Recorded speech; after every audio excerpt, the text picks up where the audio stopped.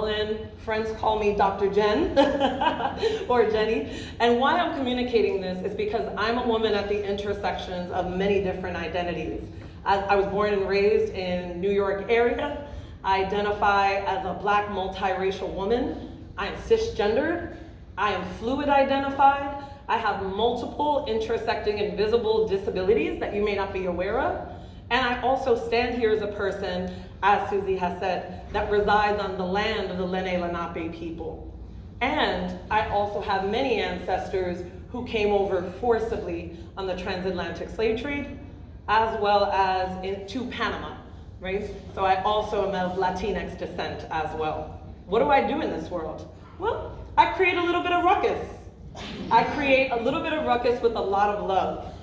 Part of my work in this world is to create spaces where people feel like they belong. So often belonging was so distant and disconnected from also our identities.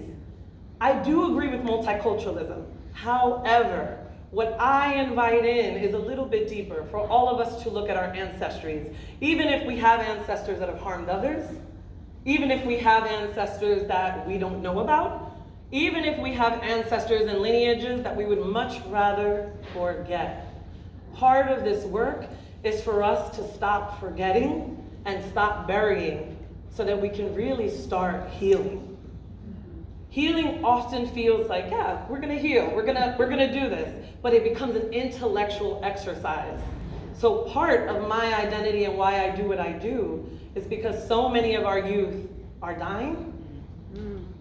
So many people that look like many of us have no choice about whether or not we feel safe in the streets, in our houses, with one another. And I do what I do because I believe that the mental health care system can do better, and we will continue to do better. So while I honor the work that every single one of you do, I'm here to say that I want us to continue to dig, expand, and get free together, not in isolation. And so I would be remiss if I was talking about decolonization if I did not take a minute or two, and it probably will be about 2 minutes so you're aware, for us to settle in together and do a land and labor acknowledgement. So again, so often in psychology and in Western mental health, we're taught to move from the head. We're taught to intellectualize, to overthink things. This is going to be an invitation throughout for you to check in with your body, for you to notice what feels uncomfortable, when your breathing is feeling a little bit tight, restricted, or labored, when and if you're feeling agitated, completely normal, when and if you start to feel a little bit anxious even, it's an invitation for you to take care of yourself as we go on this journey together, and to remember that we're supported by ancestor as well, by your people, even if you know them or not. And so I invite you to take a moment to either look down, look away, close your eyes. You can look straight ahead as well. But I'm going to invite us to have a moment of honoring and reverence. And I'm purposely going to talk slower. And I'm going to ask you to loosen your jaw. I'm going to ask you to let your stomach pop out. And just allow yourself to take a deep breath in and release it out. Maybe this is the first deep breath you've taken all day. Take another deep breath in. And let your shoulders down and your jaw unlock. And we wish to acknowledge the people of the land who have identified as indigenous people and stewards of this land. Keep taking a breath, please, as you think about any people that have been displaced, whether 400 years ago, thousands of years ago, or 6 years ago. We see you. We wish to acknowledge all of the people of African ancestry whose lives, whose labor, whose emotional labor has often been utilized to soothe others, has often been used as a mammy or a wet nurse, as just simply labor. We honor you. We wish to honor any and all of our Chinese kin who built the railroads and the transportation systems today, we honor you. We wish to honor the people of this very community, of this very county, who have perhaps been displaced by gentrification, who have been displaced by projects, who are no longer able to afford to maybe live in the area. We see you. We wish to also honor any of your people, whether or not you know them, whether or not you see pictures of them, whether or not you think of them at all. Take a moment to think about, say out loud, hold your hand to your heart, and think of someone who has made it possible for you to be here today. And take your time, because so often part of coloniality, part of Eurocentric thinking is often to rush everything, to get to it, to be on time. And I'm inviting us to be in time. And take another breath and think of a person perhaps, that maybe they were around your way growing up, perhaps a pastor, a counselor, a coach that made a difference to you, that showed up for you when other people didn't. We honor you and we welcome you as well. And allow yourself to take another breath or two, orient yourself into this space.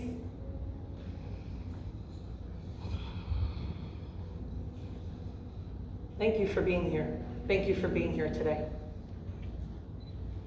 So I'd like to start with this quote. Although not every single one of us are here as practitioners, as mental health providers, many of us here do care work. Care work meaning we show up for people that are unwell. Maybe you're taking care of a parent that has Alzheimer's. Maybe you're struggling caring for a whole community of children that are not your own, right? So whether we replace the word with therapy or with care, it's vital to understand that the care work that we do is a deeply political experience.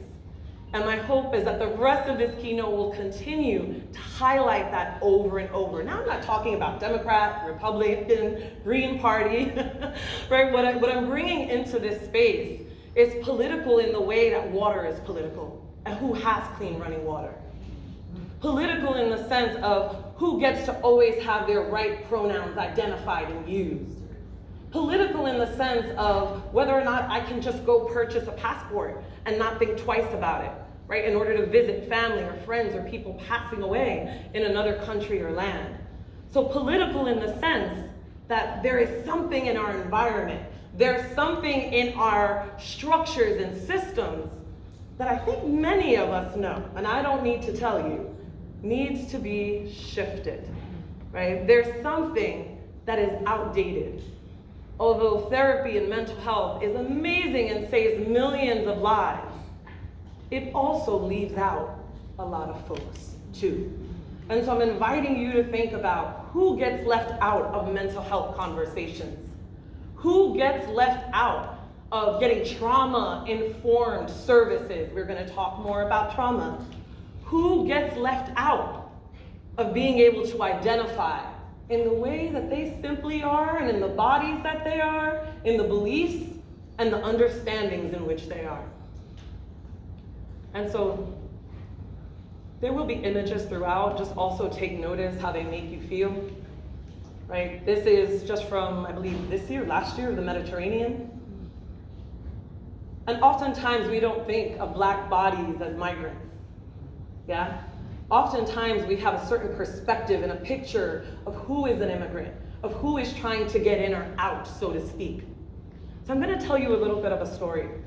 I remember being a very young green therapist about 25 years ago and thinking to myself that I'm gonna change things. And I hope I am on some level. I hope we all are. But the thought was that, I could do this, right? That it didn't matter how many clients I had. It didn't matter if I had 70 people I had to see every 2 weeks. It didn't matter that I was going to keep pushing and I was going to keep doing it and I was going to keep going and going and going. And I'm seeing a lot of nodding. I'm seeing a lot of people touching their chest because it's a visceral experience for those of us that serve for a living. And this experience is one, and where oftentimes we're drowning too, right? So who heals the healer? Who helps the helper? Who puts the oxygen mask on those of us that are listening to trauma day in and day out? Those of us that are working with unhoused folk day in and day out, trying to get access and services and trying to make space and capacity. Yes, I see you. And so just imagine for a moment, let's bring this to life. Imagine for a moment, you're on the riverbank, you're enjoying yourself with a number of friends, and suddenly you hear a baby cry out. Now, I don't know about you, but I would be completely thrown off. And let's say I'm the swimmer, which I am, and let's say suddenly I say, I'm gonna dive in, I got this, everybody. And I dive in, jump in, grab the baby, bring the baby out. There's panic, we're all shaking, and all of a sudden I hear another cry in the river. Now, I immediately take the baby and I pass it down to my very good friend, and my friend maybe starts making sure the baby is breathing. Yeah, that seems like a reasonable thing to do. Make sure the baby is breathing, checking their vitals. I jump in, I grab the other baby. My adrenaline is going. I'm not thinking too much about this. I'm already a swimmer. I'm all wet. I'm good at crisis. And then another baby cries out. We know where this is going. Yeah. And then I pass the baby on, and she passes the baby on to our other good friend. And that good friend maybe swaddles the baby, making sure they're warm, making sure they're well. And then another baby, and we pass the baby on, and then another, and then another, and then another. And we get so good at doing what we do on demand that we don't stop to ask each other, how are you doing? We don't stop to say, hey, we need more help here, because we can't. And the biggest question of all, what are we not asking? Why are these babies crying? Why on earth are there so many babies in the water? Yeah. And I also always, as part of this work, love to identify where I receive stories. And so People's Institute of Survival and Beyond, I did an Undoing Racism training that changed my life. And I thought I understood all about racism and identity as someone who frequently experienced it, had loved ones who experienced it, died at the hands of it, and yet still, I didn't completely understand that our systems and our structures are in some way, shape, or form created so that we're always on demand and going and getting more babies in the river. And there's never quite enough resources, and there's never quite enough help.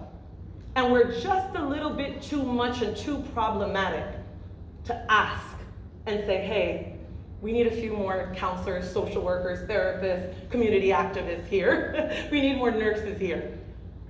And so we're talking about trauma that is bilateral, meaning going both ways, and we know this.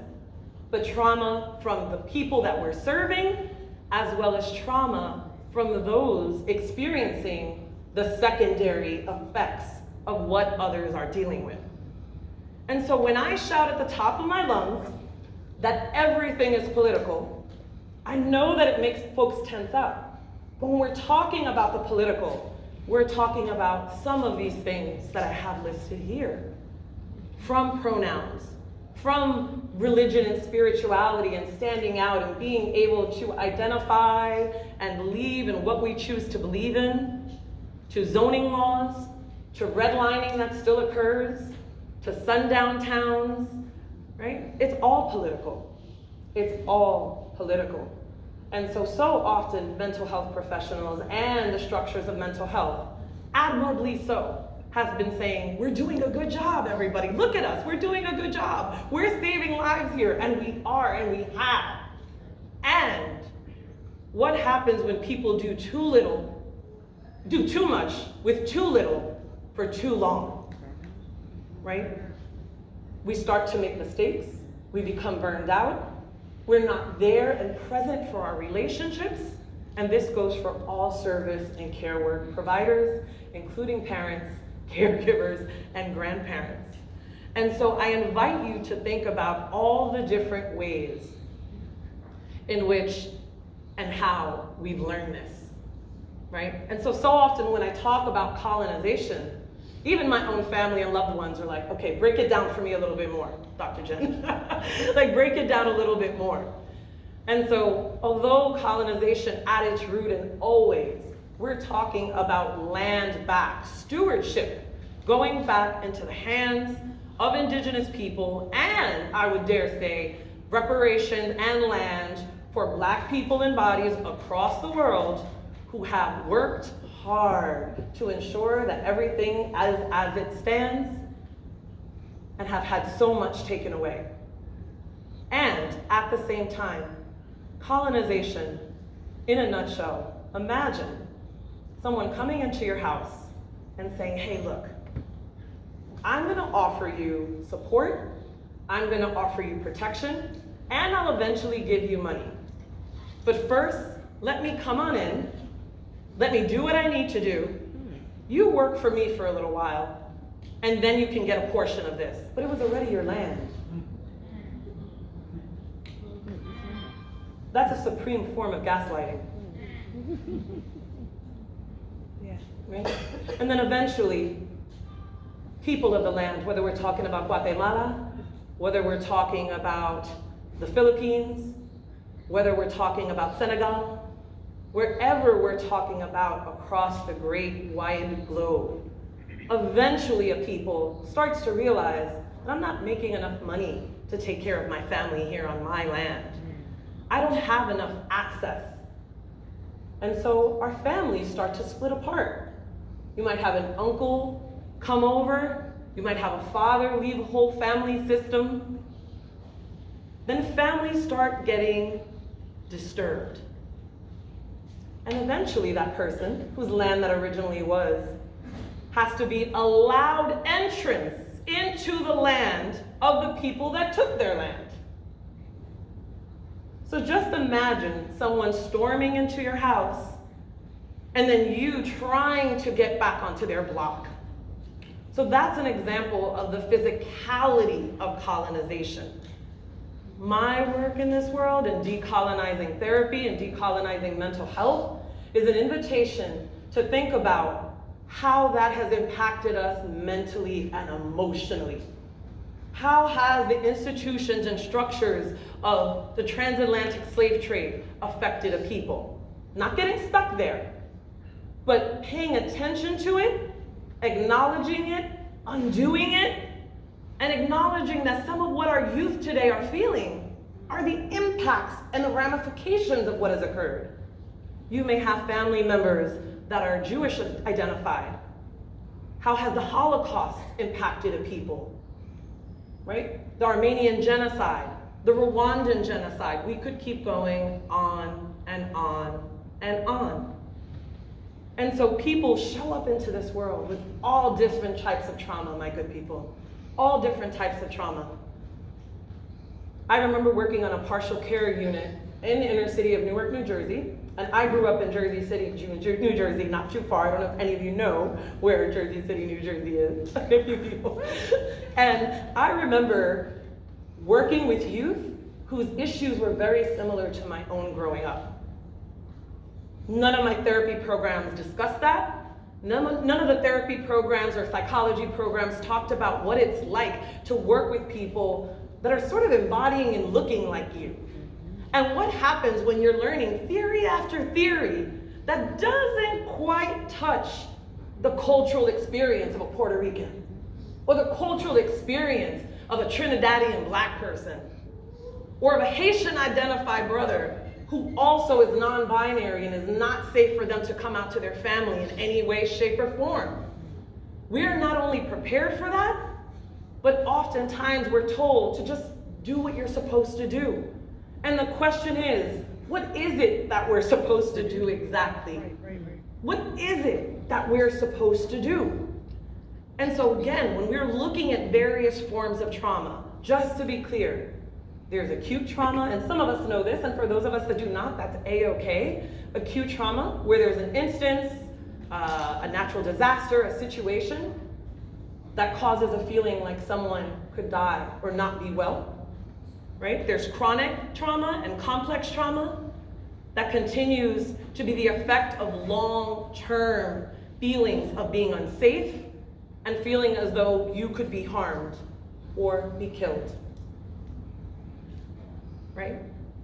There is also racial trauma, and that comes from the impact of not only witnessing, but also experiencing yourself and people around you deal with the impacts of oppression, of racism, of bias, of discrimination, and of violence. I think many of us have witnessed that more than ever because of social media the last few years. It's always been there. However, cameras have highlighted that even more. And then where I like to focus some of this work, the historical and intergenerational transmission of trauma. Now just bear with me for a second. When we talk about historical trauma, as I said before, we are talking about the political, but we're also talking about all the ways in which what happened to a group continues to impact the people today.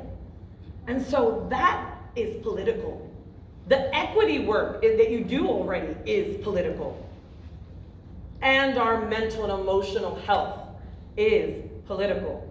So when we talk about historical trauma, it started with our Native American and First Nations people, whether we talked about residential schools, or we're talking about the removal of children from their families or cutting their hairs. It is when there's a massive group trauma. And with that historical trauma is the G word, grief. Now with this grief, the grief is often so misunderstood. Oftentimes we're told, pull it together. You can get through this. Suck it up. And no shade to anyone who's ever said that. I think I may have said it once or twice in my own life. And when we know better, we do better. But grief is not something that we can just turn on or turn off. And when a people have gone through a massive form of cultural and group trauma, we don't just simply get over it and pull ourselves up from our bootstraps, although that would be amazing. If it was that easy, I don't think that there would be mental health issues today. But with this historical trauma and grief, also comes with it what Roberto and Bonnie Duran and Native American post-colonial psychology call the soul wound. Now some of you might be thinking, why are we talking about the soul? Why the soul? Well, according to Roberto and Bonnie Duran, part of this work and part of decolonizing therapy is so often we're using a Eurocentric set of tools to heal Black, Indigenous people of color. How do we use the master's tools to build a whole new house and a whole new way of healing, right? And this isn't to insult anyone with any identities or people that have come to be known as white. This is a time, though, of accountability. This is a time for us to be honest about where we have privileges, from whether we are considered attractive to the world, whether we have financial abundance, whether we're lighter skinned, whether we have doctorates and degrees. It's vital for us to start to take a look at the way that privilege shows up and how we operate. And so what the soul wound does is offer us a perspective in the ways that cumulative historical trauma impacts the soul of a people, impacts how we see ourselves, where we're starting to diagnose ourselves, with imposter syndrome. We're starting to say that we're not good enough. We're more than good enough. But perhaps the tables that have been set up are not ones that are met with some of us in mind. And so the offering is that we also continue to look at how not addressing historical trauma, for those of us that like data, continues to impact and have adverse reactions on our children.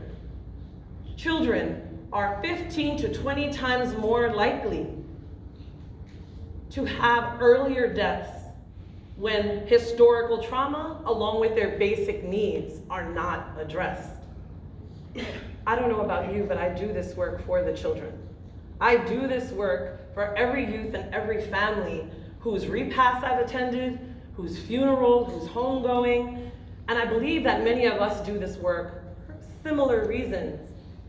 And so I invite us to think about all the ways in which our youth, our descendants, are being impacted by forms of historical oppression and trauma. And for those of us that are thinking, this is great, however, my predecessors, my ancestors are not something I really think about. They're not highly impacting me. And I would lovingly beg to disagree. I lovingly implore you to think about how many generations needed to be alive in order for you to be here. How many grandparents, great-grandparents, great-great-great-grandparents needed to be alive, needed to get through, needed to be resilient, needed to have various coping mechanisms, some we may not agree with totally, in order for you to be alive and here today. And so sometimes this understanding of ancestors feels ambiguous. It feels confusing. And I think that graphics like this, for me personally, and some of the students that I teach, bring us joy. It reminds us that we're not alone in what we're doing, and that we come from a lineage of people that survived. And not only survived, but did it well. Because look at you. You are here, and you are shining on some level. And so to clarify, that intergenerational experience that our people have gone through gets transmitted intergenerationally, right? It gets passed down through role modeling, how you engage with your children, how you engage with your spouse. You know, did your mother show you love? Were you told, I love you, I care about you, you're important? Were you told that doing things for you was more important than being there for you? These are all behaviors that have been passed on, and these are all behaviors that likely were a mechanism of survival for our people. And so this is also a reminder, and just really bringing this out loud,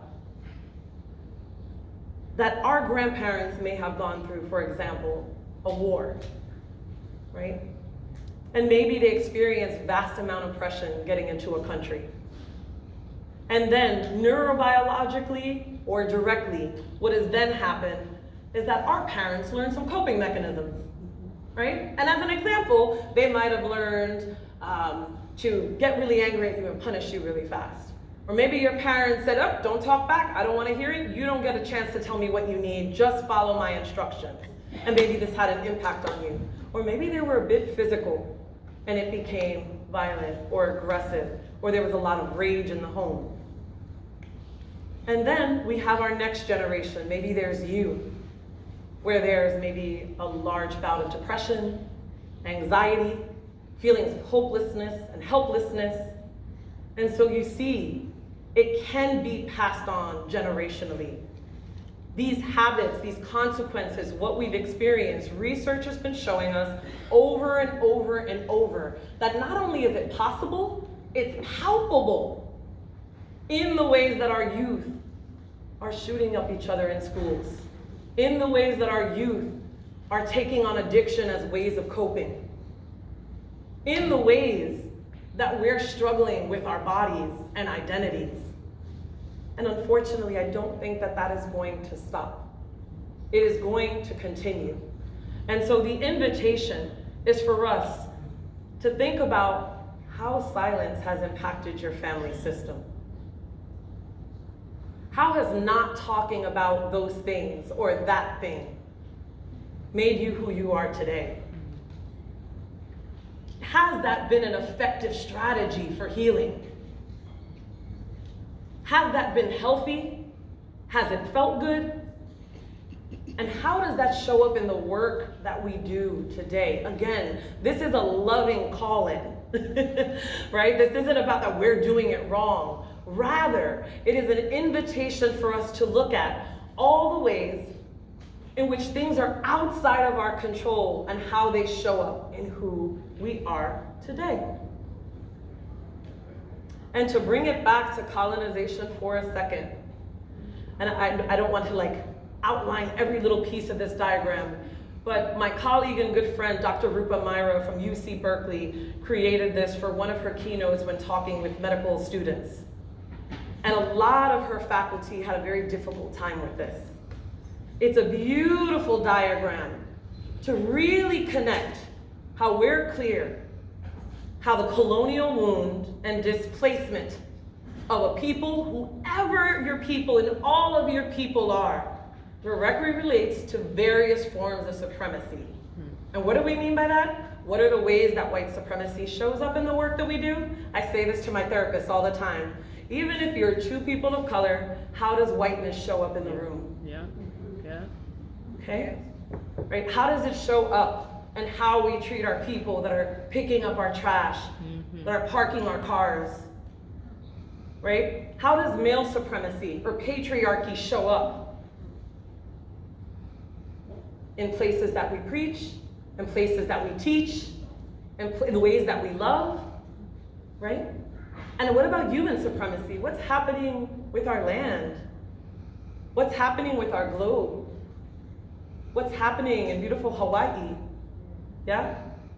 How is our land letting us know that we're taking too many resources? That it feels exploited and disconnected. So colonization also relates to the pockets and capitalism, right? Cheap labor of people, fast fashion. It relates to resource grabbing. It relates to all the ways that we continue to do invisible labor. And who does the invisible labor? I remember working in an office, and it wasn't my caseload of clients or students that overwhelmed me. It was oftentimes having all of my staff and faculty come in. Can I talk for a second? Although I loved it, after 13 years, it started to really be a burden. And I realized what there was about me and my identities that might have made so many of them decide to come to me. And so it's important for us to realize also the ways that we exploit Black folks in our communities, because there's a history of that unconsciously as well. And a lot of that relates also to trauma. And many of us, and any of us that work with trauma, what do we know? Physically in the body, that trauma inflames. And what does inflammation do? Inflammation causes disease, heart disease, diabetes, right? And so it is an invitation for us to remember that generational trauma as well is also political, my good people. And so we're gonna do a little exercise for just a second. And I'm inviting you for just a moment to take a breath, to notice how you're feeling. Some of us, I'm feeling the tenseness. And when I engage with people, I am also happy for call and response. Feel free to engage in ways that feel good to you. We don't need to sit here also feeling restricted and tightened. I want to invite you to realize also that this work is liberation work, right? That we're talking about revitalizing our natural ancestral medicines, ways of communicating, and retaking back what people in our villages and lands across the globe, whether you're from Ireland or whether you're from Sierra Leone, how did your people heal? How did they survive with atrocity? What herbs were they taking, right? How did they take care of each other's children when someone had to go away to war or they were ill? Were there social workers? Were they curanderos and curanderas, shamans, babalaos, priests? Who was there to help and to serve? And so part of this work is a re-invitation to slowly and in ways that feel safe, bring back the medicine. Instead of pathologizing and fixing, it's an invitation to heal a bit more. And sometimes that looks like hood medicine too, for the record. So, you don't have to engage You don't have to raise your hand. This is not mandatory in any way, shape, or form. If you feel like engaging, this allows community to feel more connected together. This allows us to feel like we're not alone in this. So if you want to raise your hand, do that. And I also invite you to look around, right? I invite you to make eye contact, right? Because that is part of our work as well, is to like see who showed up in this space. Who decided to want to be here, even if it's a bit uncomfortable? Who decided that they're here for it? The liberation, the messiness, because with the liberation is the mess, let's get clear. Yes. We don't just jump from 1 to 100. No. Right? There is no Pollyanna our way through this. And we don't have to get stuck in the past. But it is, I believe, lovingly, essential for us to begin to think about where we have that privilege, where that privilege is getting blocked and why, and how that plays out in how we serve and help others. And so, feel free to raise your hand if you have any family members to your knowledge that have ever been victims or survivors of trauma. Please take a look around. And this isn't to later on say like, oh, you too? Right? We're just acknowledging. Thank you. You can put your hands down. If you and/or